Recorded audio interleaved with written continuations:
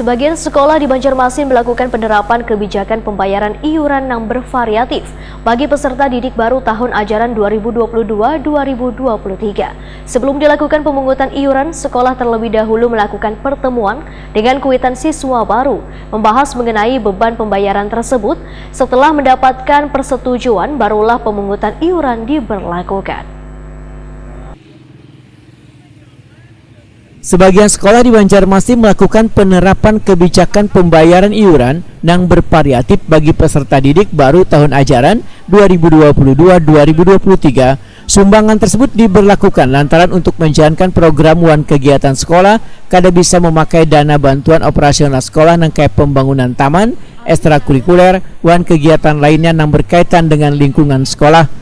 Kawanas Pendidikan Banjarmasin Nuryadi Wetakuni Prima TV besukan Senin 25 Juli 2022 memedahkan iuran sekolah nang bervariatif tersebut tergantung dari kebijakan sekolah, terutama dalam pembuatan atribut nang sesuai dengan kualitas wan standar operasionalnya, nangkai pembuatan seragam olahraga nang menggunakan sablon maupun bordir lambang sekolah, topi, lambang baju seragam, ikat pinggang, serta pada kaos batik siswa nang penerapan penebusan iurannya berbeda-beda. Nuryadi menyatakan, sebelum dilakukan pemungutan iuran, sekolah terlebih dahulu melakukan pertemuan dengan kuitan siswa baru untuk membahas mengenai beban pembayaran tersebut. Setelah mendapatkan persetujuan bersama, barulah pemungutan iuran diberlakukan. Ya, yang penting kami terima kasih atas aspirasinya, ada disampaikan di reses ya anggota dewan.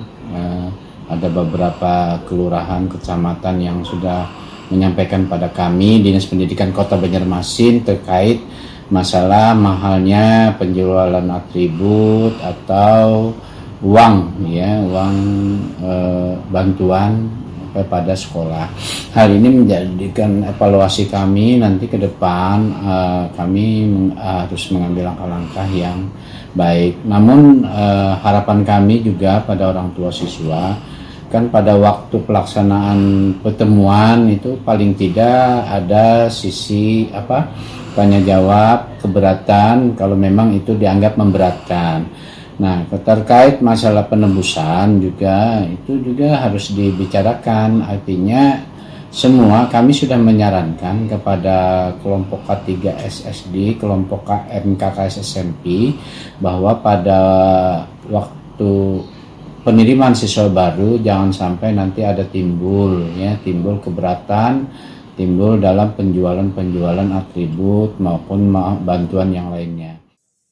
Nuryadi meminta sekolah untuk kada membebani peserta didik dengan membayar langsung iuran sekolah, namun dengan pembayaran bisa dicicil supaya kada membebani kuitan siswa.